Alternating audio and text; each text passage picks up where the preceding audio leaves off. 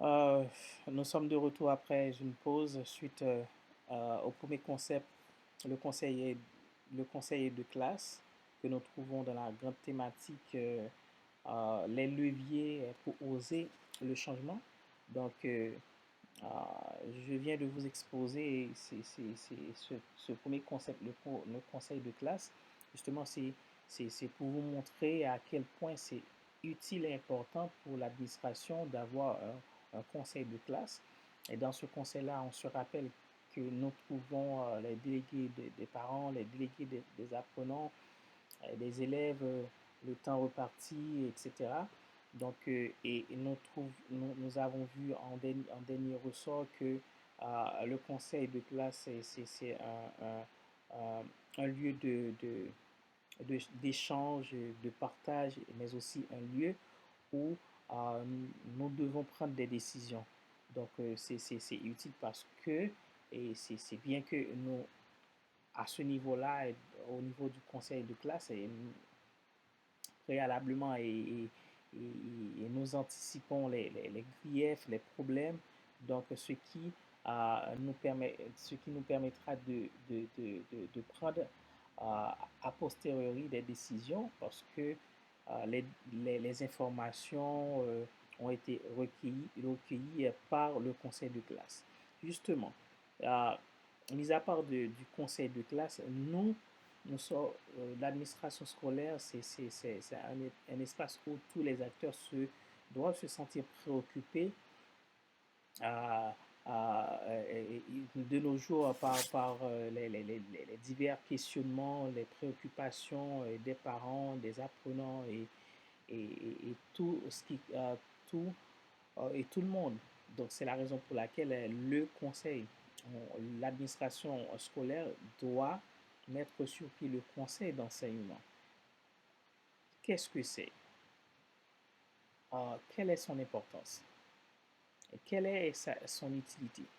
Donc d'abord, je dois vous dire que l'objectif premier du conseil d'enseignement, euh, c'est c'est de euh, c'est de, c'est de maintenir, c'est d'avoir un lieu, c'est un lieu, l'objectif du conseil d'enseignement, c'est un lieu de réflexion sur quoi? Sur la discipline. Et vous savez, vous et moi, nous savons pertinemment que la discipline, c'est quelque chose qui place tout le monde à leur place, qui délimite les bornes.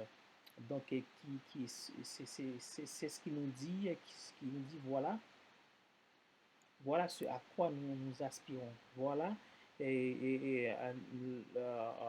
notre champ de travail. Voilà les privilèges, les conditions de travail et voilà nos devoirs. Ça résume le droit et le devoir. En plus, ajouter à cette réflexion, le conseil d'enseignement réfléchit aussi sur l'organisation du département disciplinaire. Donc, c'est pas, il doit y avoir un noyau sur, qui réfléchit euh, sur le mode de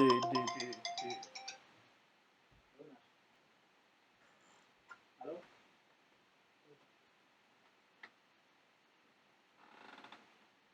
It's 2 o'clock.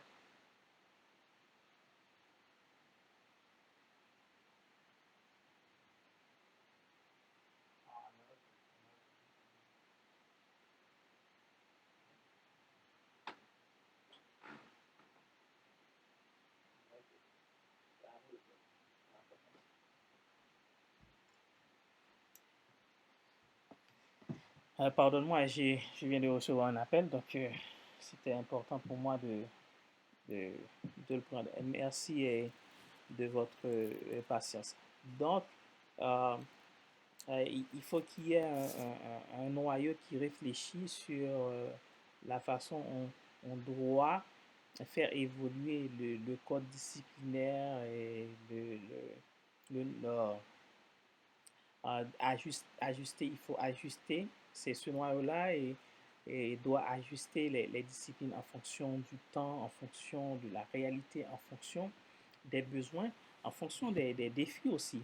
Donc, parce qu'il va y avoir certainement des défis à relever, et certainement. Mais aussi, sans oublier les pratiques.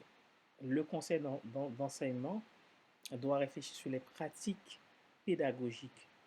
Vous voyez? Donc, en gros, c'est ça et le but ultime du conseil d'enseignement. Premièrement, réfléchir à la discipline, réfléchir sur un département disciplinaire et les pratiques pédagogiques. D'où c'est essentiel le conseil d'enseignement. Et voilà la raison pour laquelle le chef de l'établissement est quelqu'un qui doit jouer son rôle, et son rôle est de plus en plus important, oui, important pour que le conseil d'enseignement puisse continuer d'exister, et même arriver à un point où on se demande, voilà, et nous sommes, nous pouvons atteindre des buts, nous pouvons faire des succès, etc. Donc, euh,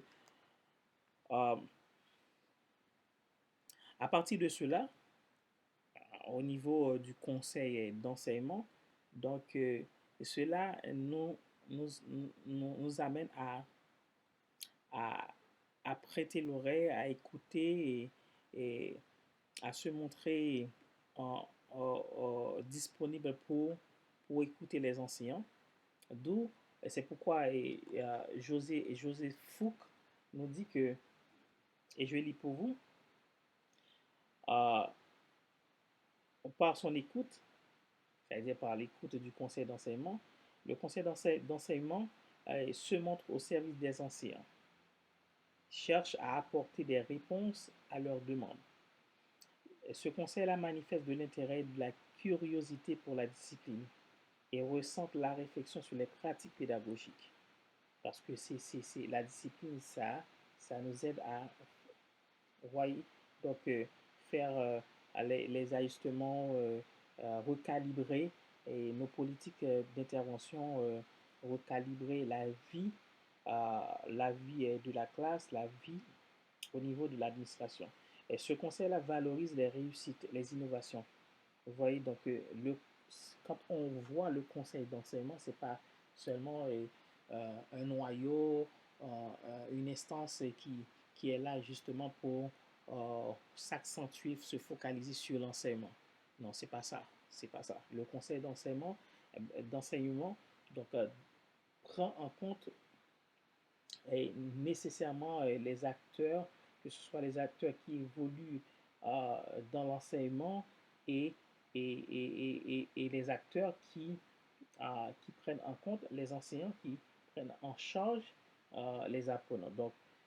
Donc, ce que fait le conseil d'enseignement, c'est de valoriser les réussites, les innovations. Donc ça, il encourage à ce que les professeurs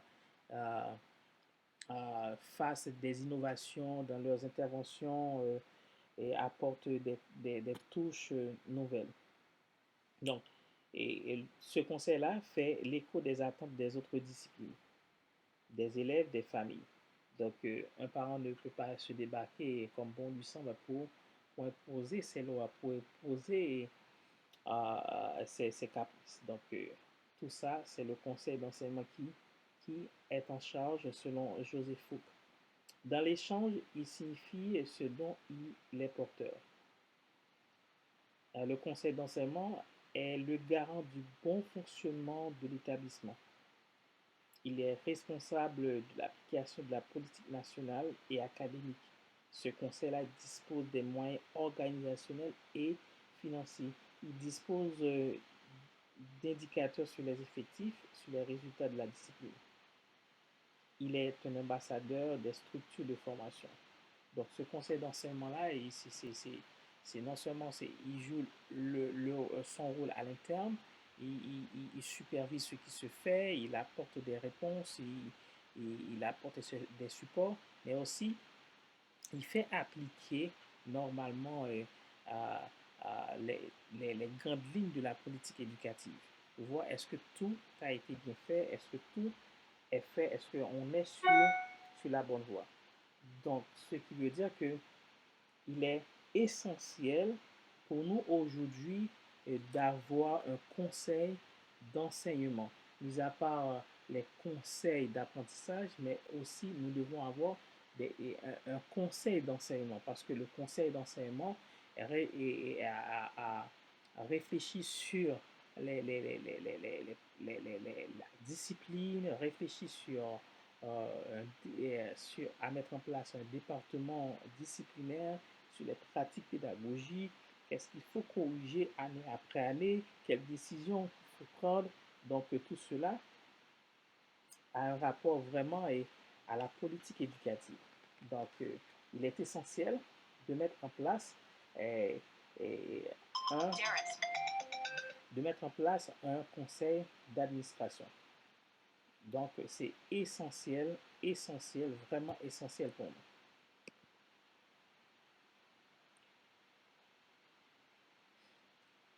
Autre chose,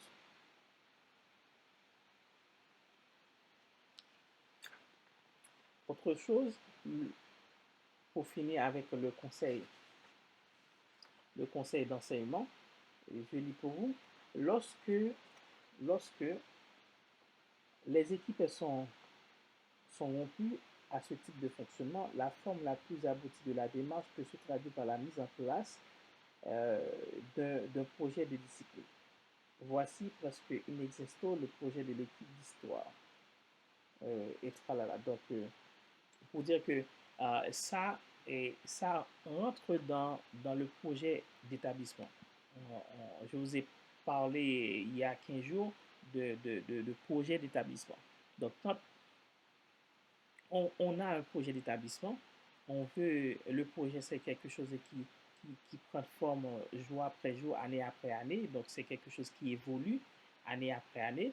Donc, et qui va répondre aux exigences de l'heure. Donc, pour répondre à ces exigences d'aujourd'hui et demain, etc. Donc, il faut que nous avons pour oser ce changement, pour oser avec ce changement, pour faire des changements, eh ben, on doit adopter ces leviers-là. Le premier levier, c'est le conseil de classe. Et le deuxième levier, c'est le conseil d'enseignement.